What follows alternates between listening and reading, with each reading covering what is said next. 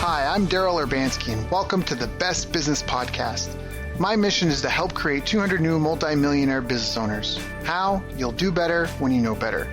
In my interviews, you'll hear from self-made millionaires, seven-figure business owners, authors, and world-class experts sharing how they did it so you can too, without experiencing the same obstacles they did. Now, if you like this interview, please share it with a friend you think will benefit. They'll appreciate it, and I will as well. You can also connect with me on social media. Look for Daryl Urbanski, D-A-R-Y-L, Urban Ski, U-R-B-A-N-S-K-I, and add me so we can be friends. Now sit back, relax, and enjoy what I've prepared for you right here, right now. Hi, everyone. Thank you for joining us today. I'm Daryl Urbanski, your host as always, and today I have a very, very, very special guest for you.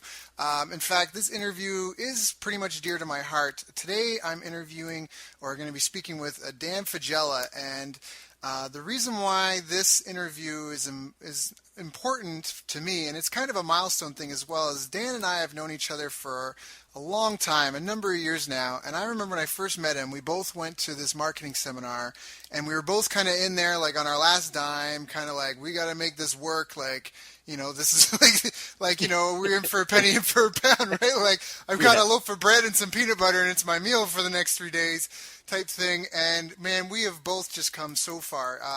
So founder of Science of Skill and Micro BJJ, which is a training site for martial artists, for Brazilian Jiu-Jitsu athletes, as well as CLV Boost, which is kind of a business and online marketing consultancy. Dan is just crushing it right now. He's doing extremely well with his businesses. He's obsessed to be the next kind of Tesla and change the world. And he's just, honestly, he's been, if you think about those races where they'd have the dogs chase the white rabbit, he's been my white rabbit because I never have known anyone that implements like this guy. And he's an awesome guy. He's an awesome friend, a super sharp marketer, takes amazing care of his clients, and to be able to go from where he was when I first met him to like both of us where we are now, like I just want to clarify for people that are listening to this, like, I mean, I've been to tons of seminars, tons of conferences, I've met hundreds and thousands of people, and I'm telling you, Dan is like in the 3% that's, you know, been able to rise with me to the top, so to speak. So it is very much an honor to have him on the call today. I think that if you got a pen and paper, get it handy because you're going to want to take some notes. Dan, thank you for joining me today. How you doing, buddy?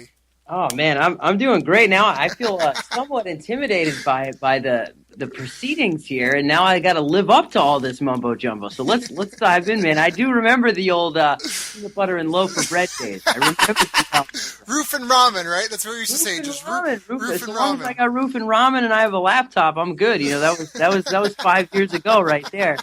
6 years ago, I think. Oh, man. It's been good, though. It's been a good ride. It's been a good journey. So not bad at all. You crazy bugger. All right, so how did you get started anyways? What were you doing before I met you, that fateful seminar, wherever we were? Shucks. Well, in terms of what business, so we're doing a lot, obviously. CLV Boost is, you know, email marketing consultancy stuff, information products. Are you talking about the physical gym?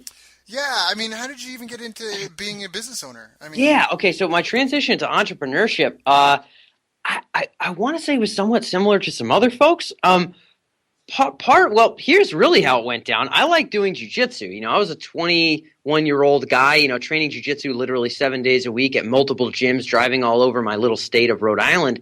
And one of the gyms that I taught at, they were all really terrible businesses, like literally horrendous businesses.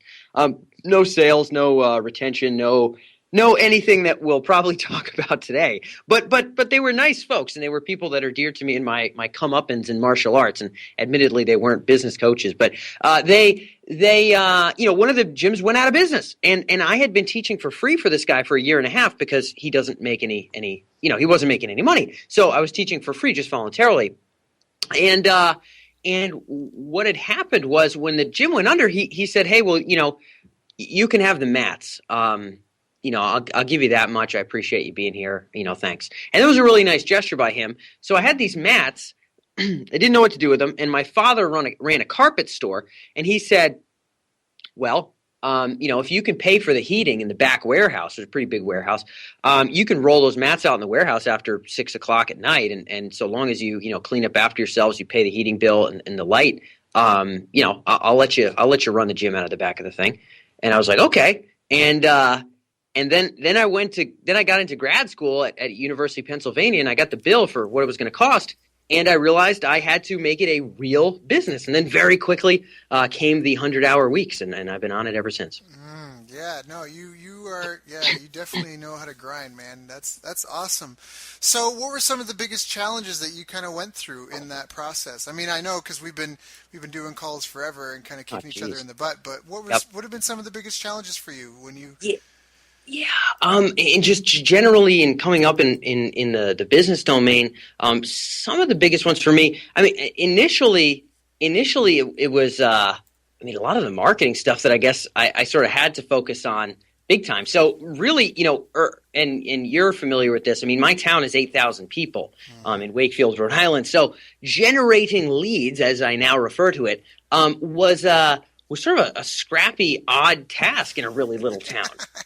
It was, it wasn't exactly like, hey, if you're on page 1 or 2 in Google, they're coming in every day. It was like, man, you could be on number 1 for Wakefield, Rhode Island, and shucks, I mean, half your opt-ins are going to be from places where they can't even, they're too far away to drive realistically and actually stay around members. So really, one major component for me was the procedures of follow-up and of marketing. Initially I would just go on college campuses and just talk to random people about UFC, and then just let them know that we had a free class they could come down, and then they'd show up and we'd beat the crap out of them, and that's how we used to have their first class, and then we'd take them into some crazy room and present them with some basic programs. But yeah, initially it was a lot of the fundamentals of marketing. How do I get new people to kind of the website? And then once they're there, once they've been in touch once, how do I maintain some degree of contact with these folks and make sure we don't lose them? Because in my town, Urban, it's not necessarily just how many humans you can get, because you actually run out of them. There's only 8,000, and they're certainly not all in the ballpark for hitting the bag and choking each other. So it's really about how do you follow up with them. So ultimately, for me, not only getting them to the door, but really staying in touch with a base of leads was kind of the initial struggle that I was forced to yank myself through in order to kind of pay for graduate school. Got it. Yeah, that's definitely, I know what you mean, because myself as well, obviously I have more people than 8,000, but I mean, I think that's probably attributed to your success. I mean, because both of us were into so deep or so committed, I guess, instead of just interested, and having to fight hard. I think that's really where, I know for myself, I feel that's the same thing. Like when I first kind of helped generate my first million for a client, that was after, I just was so shocked because I didn't do anything different than I was doing in my martial arts school, but the only thing was I was in a town of 100,000 people, and now, you know what I mean? And I was selling like a brick and mortar, like something, like limited geographically and, and all that. Now I'm selling something international, worldwide, and it's just the infrastructure is the same. So that was with a gargantuan email list, where you can actually really truck in the bucks. Yeah. So a lot of the time it is the same lessons, the same thing for me, man. I mean, I jest, on Mixergy and the other interview shows that I developed a little bit of a neuroses around follow-up and around consistency of follow-up. And it was actually you, Daryl, believe it or not, and this is, a little bit random, but it was you who once said, and this is probably 4 years ago, you said something like, because we were Infusionsoft users pretty early on. You and I were Infusionsoft users well before we could afford Infusionsoft. Well before we could afford Infusionsoft by any rational means. And I remember you saying at one point, we're database marketers. That's what we do. We're database marketers. And that had dawned on me. I mean, that was probably 5 years ago, or 4 or 5 years ago. But yeah, I mean, I developed a real neuroses around how do I rotate relevant messages to different segments of this list to keep the relationship and also flag interest so that I can call them, I can generate sales, I can generate clicks, I can do what I need to do and really maximize this list of folks. Not just really good automated messaging, but consistently picking those little money pockets, so to speak, of leads or past customers or folks that have booked appointments but never showed up, etc., and be able to consistently mine them. So, that neurotic tendency of a database marketer and a marketing automation guy ended up translating to a significantly grander extent in both my online info businesses and with the folks that we're doing that kind of email marketing consulting work with, whether it's a software company that's at $1 million run rate, that's something you can kind of really scale up with that same neuroses that only would have gotten me so far in a town of 8,000 people. So yeah, I think the scramble had some meaning to it, and that's, if I have no other solace than that, Urban, that's what I got.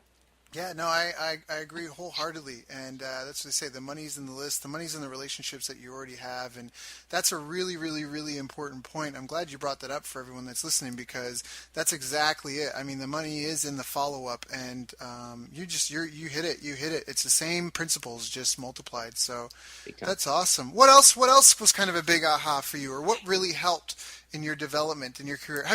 This is random, but have you broken through 6 figures a month yet? Because I know that's been like you're on that, like a mission for that. Is that?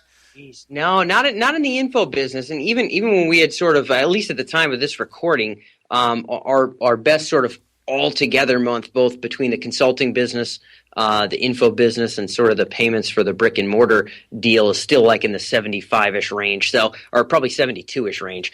But I'm getting there, Urban. I'm getting there. Yeah, no, I know, because you're like, I remember we had a call and you were like, you're like, come hell or high water, I'm gonna get I'm gonna get 7 figures for this business. I'm gonna, yeah. So no, man, I'm rooting for you. We'll get you there. So yeah, you had asked what else was a bit of a challenge. Yeah. For me initially, and I became, and I guess, same thing with follow-up, became pretty obsessed with this afterwards. But initially it was, who do I find and model for this thing? So initially, like most of us starting a business, who do we know that runs a business? I don't know, maybe a parent, maybe a, I don't know, like for me, I knew a couple guys that ran martial arts gyms. Now they were both, they both treated me well, and they were nice enough folks, and they've taught me numerous life lessons and potentially techniques and things like that. But shucks, looking at what they were doing for business, that's really what my autopilot went into. What I was around. I wasn't an active learner in terms of business. It's funny because you go to a martial arts gym, you want to learn from a black belt, you want to learn from somebody who's really experienced, but then in business we just think that we just sort of go by assumptions and by what it seems like is going on. And so finding people to model was initially very important for me. And that happened initially running a martial arts gym and being able to do that. But then, also just so many other domains and individual facets of business, paying for consulting with really high level marketing automation consultants, paying for consulting with really high level info marketers or Facebook pay-per-click folks, and really figuring out who's the best at this. So initially that was a martial arts gym, and I had to figure out who's the best at this and then pay them. And to be frank, I mean, every mentor is different, and you have different experiences with different mentors. But I will say, just that principle, that concept, and being attached to people early on who were legitimately successful, at least monetarily, in the domain in which I was focused, was huge. I think most folks that are probably tuned into this call, I know people, and it sounds crazy to me now because I would never do it, but I know people who are running, decently successful e-commerce businesses who don't know anybody more successful than them and don't regularly talk to anybody more successful than them in e-commerce. Yeah. I know folks that are, running martial arts gyms that have never really talked to anybody who has a 7-figure martial arts gym, never mind a martial arts gym that's making a dime more than theirs. Yeah. And to me, it's absolute insanity. So initially it was just latching on to somebody who had done it, because I realized, man, I'm paying good money to get great private lessons under Brazilian Jiu-Jitsu Masters here. But then I'm unconsciously doing what my very bad mentors, business-wise, were doing in terms of business, and translating that over to find excellence and just latch onto it and find the fundamentals. Pay them, do whatever you got to do to find them. And I'm a believer in that. So initially it was scrambling to find those people, and then it was just doing whatever they said. Yeah, yeah, and I remember when you first when we were first had a conversation about this, and you said you're like, yeah, I did my black Lamborghini test, and I'm having a hard time finding anyone that passes muster, and I'm like, what black Lamborghini test? You're like, yeah, so you take all your competitors and you put them out on their kitchen table, and then you take a look at these and you consider which one of these guys can reasonably walk into a car dealership and just get a black Lamborghini as is right now, or sign up and be able to afford the payments. Yep. And you're like, and that eliminates 99.9% of the people. Yep. And whoever's left, those are the ones that you look to model. And yeah, you just pay attention to them. Yeah, it's just so crazy, that you just pay attention to them. And this is an interesting point, and I like this because this is something that I think is really important because. Well, like I never went to university, and so I always felt I had to, self-educate myself at a high pace to keep up, because you feel like, oh, I didn't go to formal education, I got to keep up. But and I know that this is kind of it's counterintuitive to I think what most people think is common sense. But if I'm in school and I have some sort of assignment due, and I hand in something that matches yours identically, I'm going to get expelled potentially. Oh yeah, they're gonna expel you big time. But you know what's the craziest thing is if I go buy a McDonald's franchise, I go pay them a couple of $1 million, and they invite me over and they go, hey, all right, now do exactly like I do. And when you go to a martial arts gym or something, you pay them some money and they go, okay, now do exactly what I do. You know what I mean? And like, it's just the funniest thing that I think that. And so even here we're talking about the black Lamborghini test, and that's what you're saying. You're saying find someone who, and this is another point that I want to make, is people so often take advice, like never take advice from someone whose shoes you don't want to trade. And I just had a friend. I had a friend. He's doing about 180 to 250,000 a month, and he had some guy. He had these two guys in his office, and he's just such a nice, humble guy. But you could tell upset him because he's talking to me about it, and they were lecturing him about reason why he doesn't have a $50 million business is because he hasn't tapped into his why. Meanwhile, the one guy isn't even, like, his wife is paying all the bills because he's trying to, like, get some position at a company that will eventually turn into something, and it's the same thing. And he just sat there and he's so nice. And I had to tell him, I was like, man, I would have been very patient, but I would have been very firm at some point and been like, I'm sorry, but my patience isn't warranted. We really need to change the topic because, anyways, I don't want to go on a rant, I'm with you. I'm with you all day. And I think, Daryl, I'll play right off of that. There's, if you're getting advice, I was getting, I was having some folks, tell me kind of, what I should change about the flyers for my martial arts gym. And, some of them were, these were guys that were sort of going broke doing martial. So you can't pay attention there. You gotta, and you can model different people for different reasons. So I have certain mentors, who I wish no harm upon. I wish harm upon very few living folks, but whom I would maybe model for business things, but maybe not for other things. And now, if I want to model, let's say, prudence, I might read Plutarch, and if I want to model courage, I might read, Alexander. I can glean different things from different people, and the same thing for business. If you got somebody that's really sharp with marketing, they have proven results all over the place. Success leaves clues. That's Tony Robbins, and ultimately, if you're tuned into this call and you're working on a particular initiative in your business with paid traffic, who's done something just like that for someone like that and seen a lot of success? Make a list and get a hold of those people. Or just in terms of your business in general, what's the business model and who've been the most successful people at it or something like it, and then just line them up. I think that's absolutely invaluable. And probably, the only reason I didn't go broke when I went online is because I started tuning into folks that were making a lot of money doing kind of membership-oriented programs and information marketing. So, that's if there's any nugget kind of on my end that I think translates to any business, it's really that. No, I am so on board with that. Yeah. So this is why I was telling people, if you got a pen and paper handy, you want to grab it, because you're going to want to listen to this call again and again and take notes, because this is real. This is, if you're trying to be successful, if you're struggling, if you've hit some plateau and you need to break through, that's what I love, and that's one of the things I feel like I really got from martial arts is, I never became world champion. That wasn't necessarily my goal, but what I really did learn about is the importance of a short cycle feedback loop, and the importance of every day getting up and trying to improve yourself, and the importance of having someone that can kick you in the butt and point you in the right direction, and and just refine what you're doing, and just practice little things. Perfect example, I've been doing CrossFit tonight. Tonight I was going to rest, but I decided, what, I'm going to go in anyways, and all I was doing was practicing really basic form. I just want to go in, break a sweat, making sure that next time I go in, I go hard, that I've just done really basic things that people might not think would to work on. But I was like, instead of doing nothing and being lazy, I'm still going to keep the habit, keep the schedule. I'm going to go talk to my coach, have him coach me on the little things, the little details, and just drill it a little bit. That way when I go back, I know I'm less likely to hurt myself because my form's better, all that sort of stuff. But no, I think this is really, really, really good stuff that we've given down.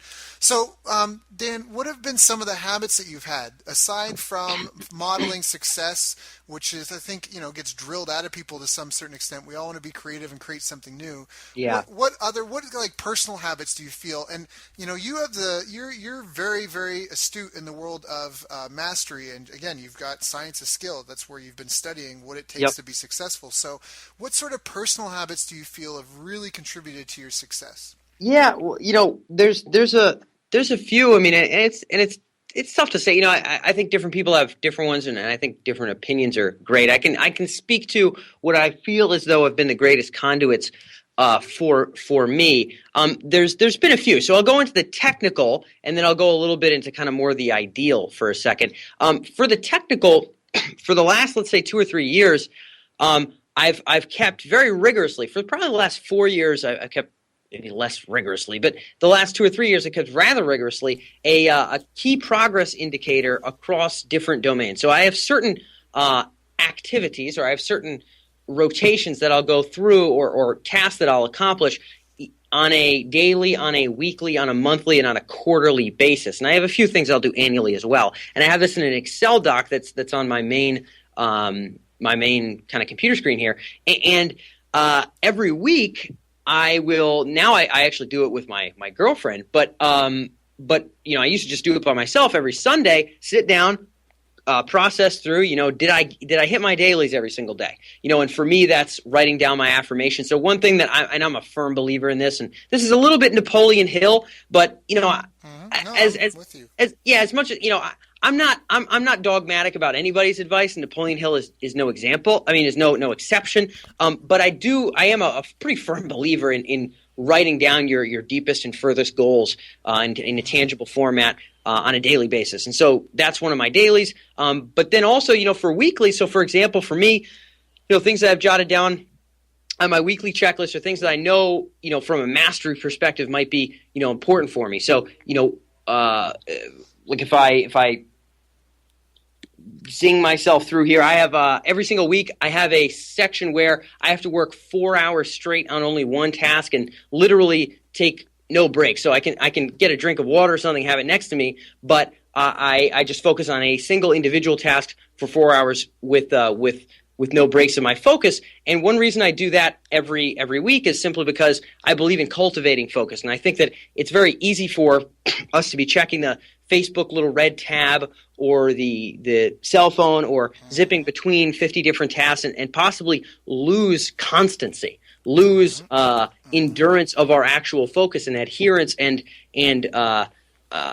reining in of our focus and our concentration. And so that's something I do every single week, is I'll pick a different task, normally, potentially on Saturday or later on in the week, like on a Friday in the afternoon, just have 1 4-hour block in Google Calendar, just nail it. And then I have a number of other tasks that I'll dig into every single week, and then the same thing with every single month, and I'll have to check through those. Some of those are business, such as, look through the QuickBooks, clean the stuff up, make sure it's solid, get back to the bookkeeper, just really polishing all that up. And then some of it is personal. So on a quarterly, one of the important tasks that I have is I have a list of mentors. It's not gargantuan.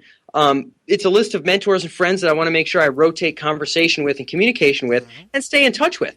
Some of those folks are people that mean a lot to me. Some of them are people that I know I can glean some great advice from and hopefully be useful to them as well. And I just know that if I didn't have that on a quarterly, I might go a year and a half without talking to some of these folks. Right. And that would be terrible. So a KPI has been really kind of cornerstone to a lot of what I've been up to in the last, 2 or 3 years or so. And in addition to that, what I like to do in the morning after writing affirmations is go through sort of what the entirety of the day is going to look like, jot down my priorities. A lot of the time, a decent amount of that is in Google Cal already, and just see the day playing out in sort of its ideal form. Now, things are always going to come up, and things are always going to interrupt what we'd really like an ideal day to look like. But if I know what I want to be able to stick a fork in by the time the day is dead, I want to line those things right up in the early morning. Otherwise, you get dragged into whatever ancillary topic gets yanked onto your desk. Yep. So that's large. And then on a weekly, one of the weekly boxes that I check on my KPI is, and I got this from Robbins as well, is 3 primary goals. So there's 400 things every week I wish I could do. Urban, if there was cloning, I would have done it so many times that my population would be grander than all humans by a vast, vast margin. A vast, vast margin, I tell you. And or replicated myself digitally. I mean, I would have, it would have been done. I would have done it. But I can't. It's super unfortunate. But such is the human condition. So I jot down of everything I'm working on, multiple businesses, trying to sell businesses, moving forward with important clients, big picture transitions, hires and fires or whatever the case may be, of everything that could potentially happen. If the hellstorms are released, and I can do nothing but 3 things in an entire week, what are those 3 things? I write those down every single Sunday, and I think hard, looking across my time horizons about what those 3 ought to be. They are not set on a whim. They are set by deeply rooted and grounded in what the hell I care about, and when what should get done. And that's Robbins. Robbins was 3 a week. I forget the name of that program. I didn't pick everything and follow. Again, I'm not so much of a dogmatic follower, at least in some respects, but that happened to stick with me. So in terms of tangible habits, those have been big for me. And I think anybody, literally anybody, can or should have a KPI. If they think about their ideal self, what would your ideal self do every week? I think the question people can ask themselves to try to learn from, this little ranting man who's talking to them right now. Your ideal self does something every week. What are those things, for your business or personal life? And then your ideal self does something every month. What are those things in your ideal life?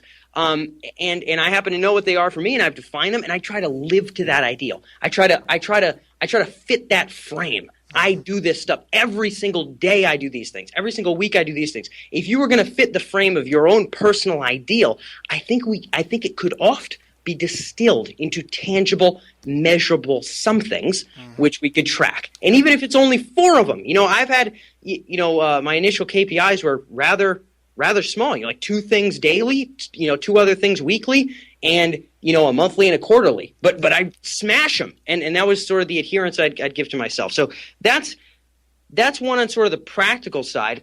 If you would, Urban, I'd even like to get a little inspirational, if you wouldn't mind. Sure. No, that's by all means. I'm on. Yeah, I'm with you. This is all really good stuff. I've got a couple of things I want to say once you're done, but man, it's all yours. Go, keep going. All right. I'll rock and roll here. One that's been awful meaningful for me here, and I shared this on Entrepreneur on Fire, and I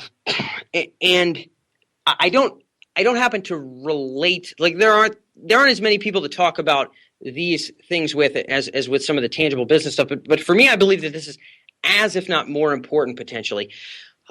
Is that ultimately as an entrepreneur, I believe that depending on sort of where you want to get to, it's going to involve a whole bunch and marshaling a number of different resources, probably more than your current circumstances require, because our present circumstances, if you're listening to a podcast, you're likely in a relatively comfortable first world country, where the odds are, even if you decided never to work and your main objective was getting overweight and I don't know, winning in some kind of online video game, you'd actually still be just fine. In other words, you wouldn't die. Like the government wouldn't come kill you. Other people wouldn't hurt you. Animals wouldn't eat you. You'd have a refrigerator. You'd have enough money to go to vacation. I mean, it's just not that hard. Right. So in order to marshal forth and pull forth more from ourselves, I believe that it really requires a change in perspective. And so for me, history and biography has been a grand influence on a number of different domains of my life. So, for example, if the highest achievers that you know of really aren't that vast in their actual achievements, I believe that this poses problems to our own human potential.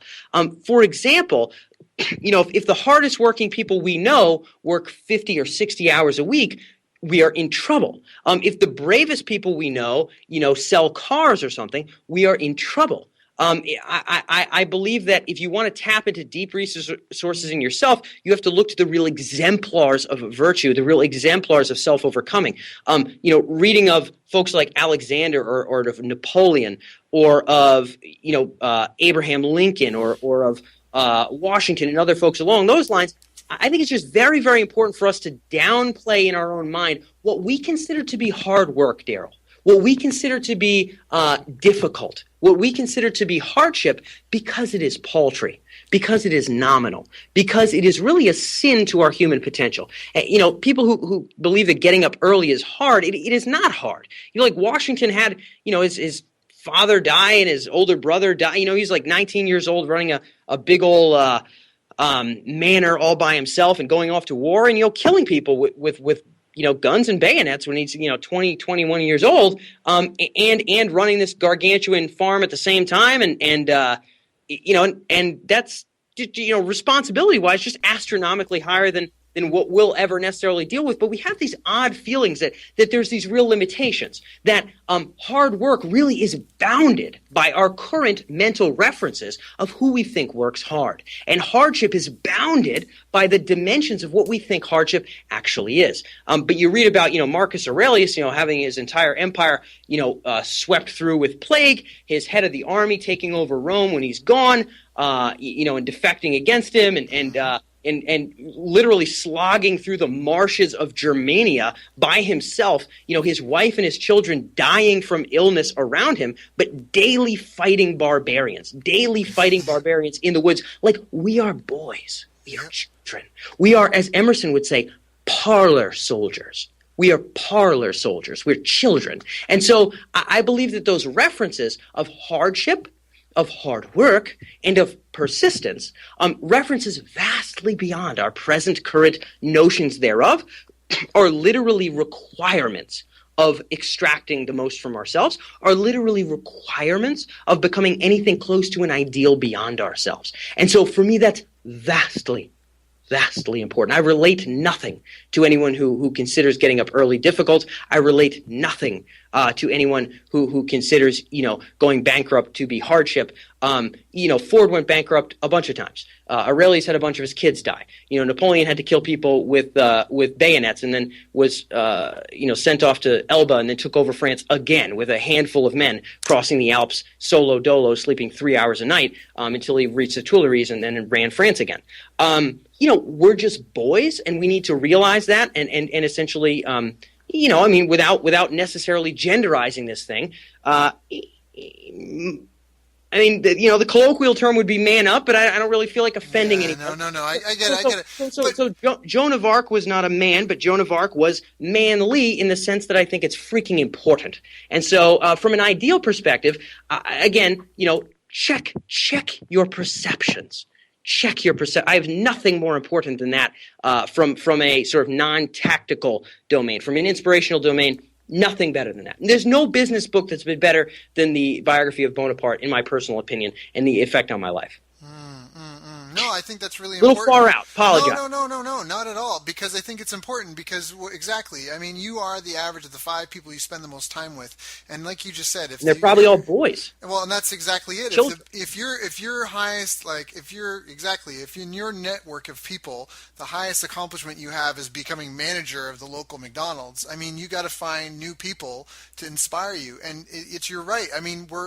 Look, if you look at any Olympic athlete, you are just astounded by what we're able to accomplish. If you just even try, any of us try to do what they do, it's laughable because we don't have that background, that preparation, we haven't done that work. But I think what you're trying to say is that I think if you read enough biographies of these people that have done phenomenal things in their time, it makes you realize that, actually they're just flesh and blood like we are, and the only difference is mindset, ego, and really, like you said, perseverance and the goal and determination to accomplish that. And I think you're right. I think hands down you're right. I think it's really, really important. That's why you and I have been, and why we talk as much as we do, because you need to have other people. You can't relate to people who have nothing in common. Like if what's the one expression? If you hung around with 9 crackheads, even if you never decided to do crack, you're still going to have crackhead problems because they're going to bring it into your life. No ifs, ands, or buts. No exactly. Ifs, ands, or buts. So, and that's the exact same thing. And it's not a classist thing. It's not a socialist thing. It's not a prejudice thing. It's just I'm trying to be this kind of person, and exactly that. If I'm training to win the world championships, then I got to be focused. And I love that you said that you take 4 hours, one day a week, 4 hours just to work on that. I'm reading a book called The Power of Will by Frank Haddock, and he talks about that. And just regular, like, willpower is a muscle that you can train, just like focus, just like anything, and you need it. Yeah, and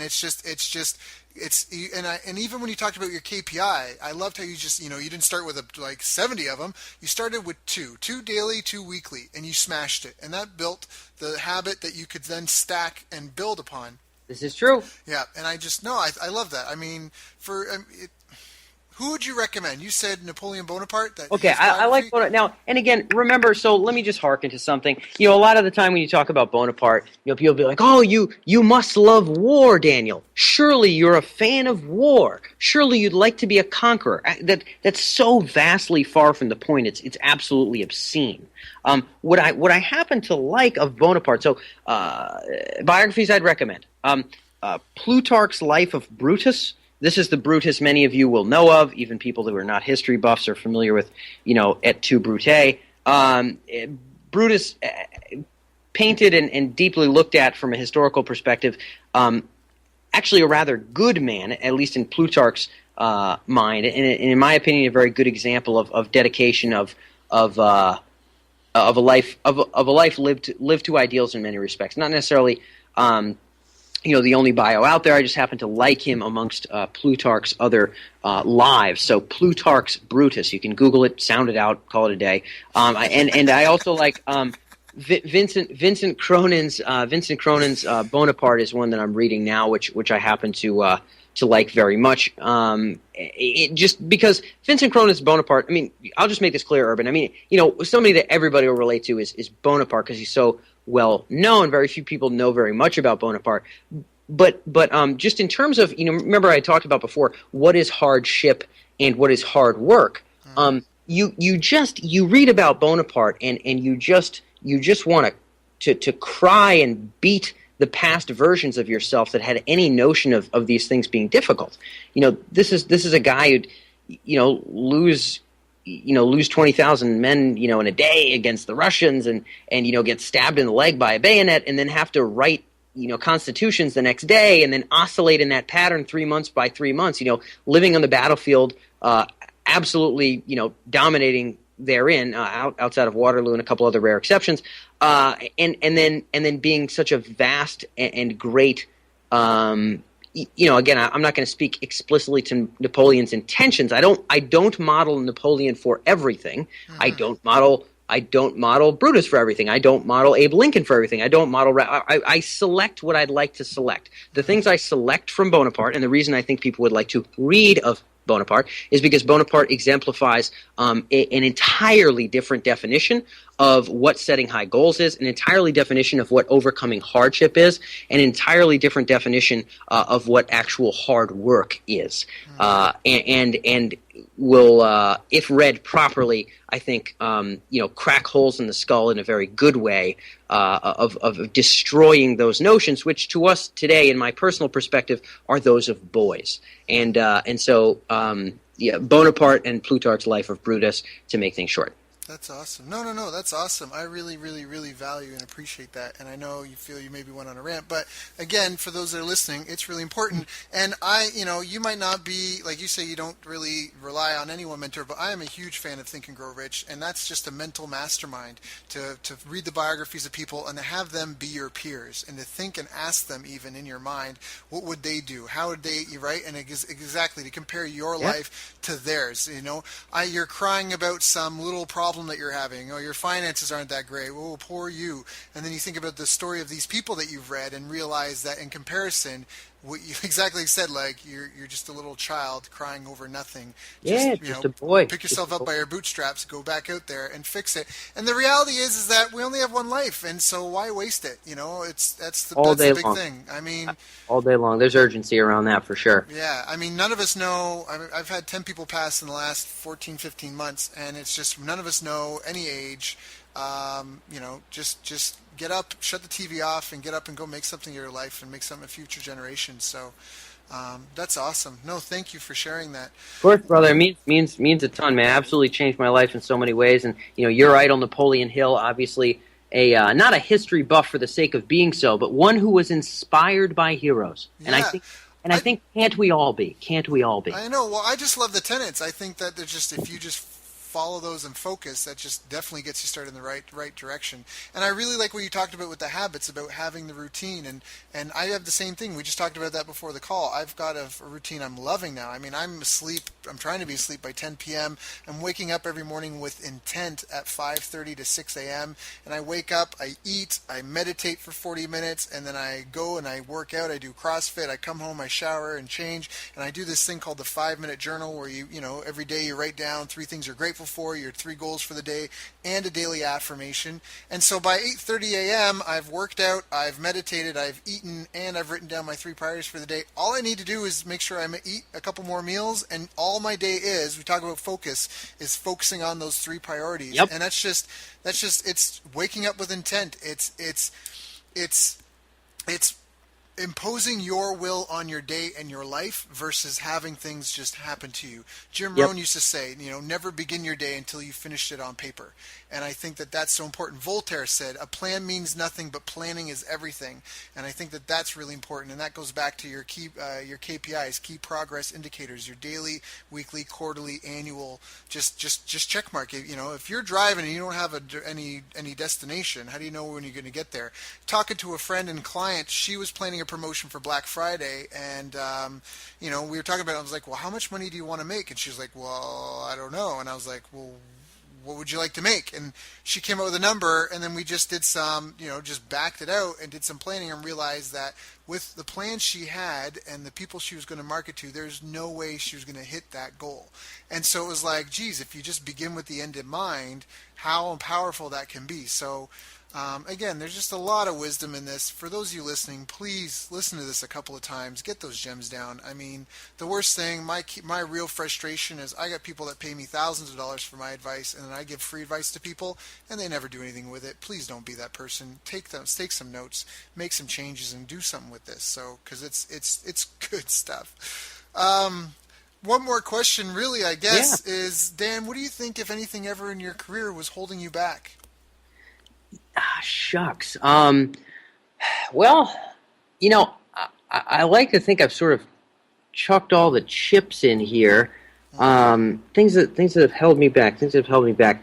Let me try to get to an example, maybe, of something. I don't think I had any pervasive beliefs that sort of bounded my success. I mean, certainly lack of somebody to model. Lack of somebody to model might have been a good one. But also, and especially initially, I mean, this is probably amongst other problems. This wasn't like the pervasive problem that burdened my existence. But this is one that I think every entrepreneur most likely learns, is that sales is actually a process and a real skill. It's not something that happens randomly when you ask people about stuff. And my initial experience in running a martial arts gym and seeing how martial arts gym was done was, hey, I mean, you had some prices. I guess you told some people about them. And maybe when you got them on the phone, I mean, maybe they decided to come into your gym. But that there were actual ways that you could, present what your actual value proposition was. There was ways that you could speak in a language of what people actually care about. And there's ways that you could guide a conversation in a way where you could present its benefits and give somebody a decent shot of getting in on it, if it's something they're legitimately interested in, as opposed to just kind of rattling away in whatever sort of comes to the top of your mind at that random point, which is probably disassociated from what other people care about. So learning that sales was a process was definitely an initial barrier. I would have never moved out of the back of a carpet store if I didn't graduate in terms of that skill set. So that was a big one for me, and it's luckily carried forward to consulting and everything else. But in the beginning, man, that was a big puzzle until I learned that it was a system and a process and a skill that had to be ground out. So that was its own little hurdle in the beginning, I'd say. Yeah, no, that's awesome. That's a great. You're right. That's the quintessential skill, I think, of any business. I mean, business. What is it? We all work for sales, quote unquote. Nothing happens until the sale is made. So and sales. It's not about manipulating people in a negative way in any way, shape, or form. It's about helping people realize what the action that they need to take to get the results that they want. I'm a firm believer that problems are markets, not demographics or psychographics. Any of those things lead you to people with a particular problem, but it's actually the problem that's the market, and that's my personal opinion on why the newspaper industry was decimated. Is they forgot the problem that they were solving originally, and they thought they were just delivering wads of advertising to people with content mixed in there, versus actually delivering information to people that they cared and wanted in a way that was palatable for them. So I really think that by focusing on the problem, that's an easy way to give longevity to your business. And anyways, I think just sales is about helping people identify the problem, recognize it as a problem, and just walk through look, because we're all scared to part with money. I think, say the two most difficult things to do with someone in human interaction, and I'm painting with broad strokes here, but the two most difficult things to get to do with another human is, one, get them to have sex with you, and two, is to get them to give you money. They require the highest degree of trust, faith, and confidence, and so it's scary. Those are toughies, man. Yeah, I definitely. Those were both hard in college, I'll tell you what. Jeez.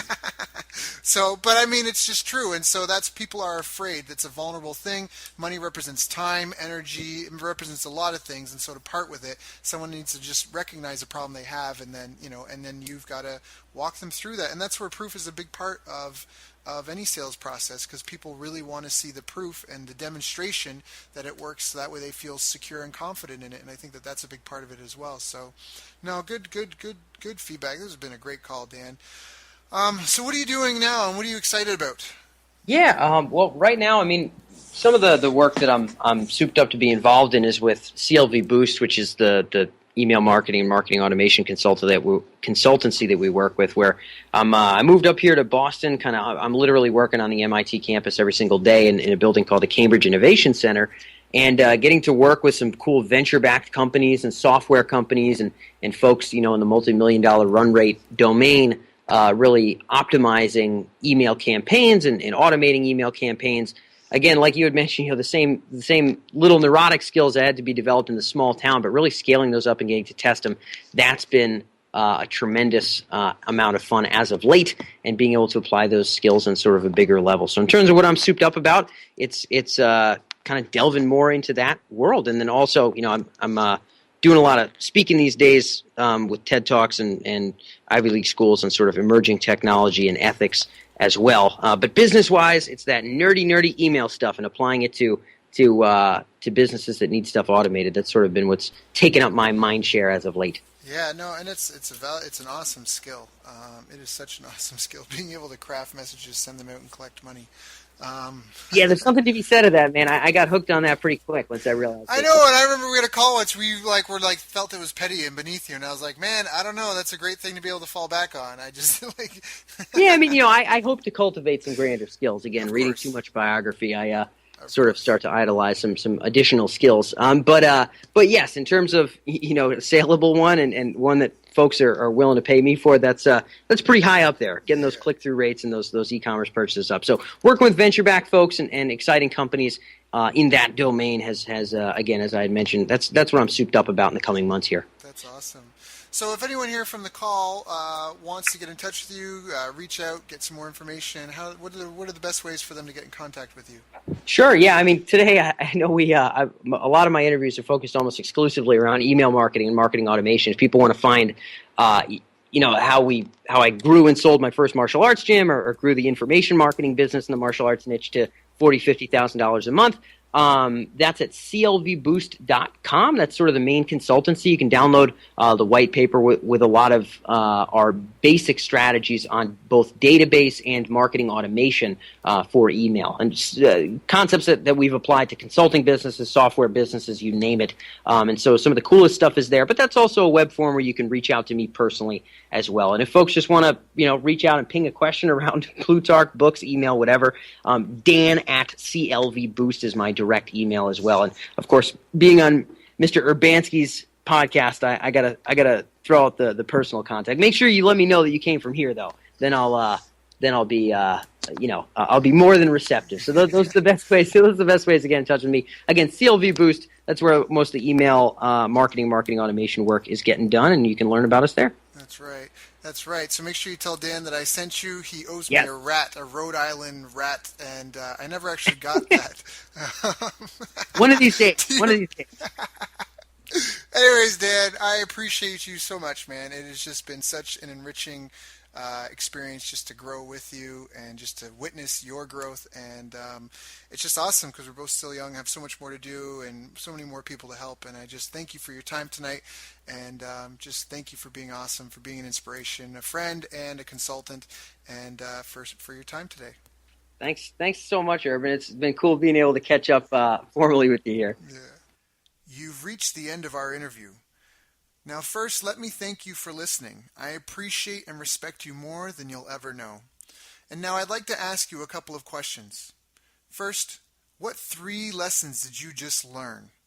What 3 aha moments just jumped out at you? Second, what can you implement for yourself and your business in the next 24 hours? Third, what can you give to someone else to help you with, or give them to just do it for you?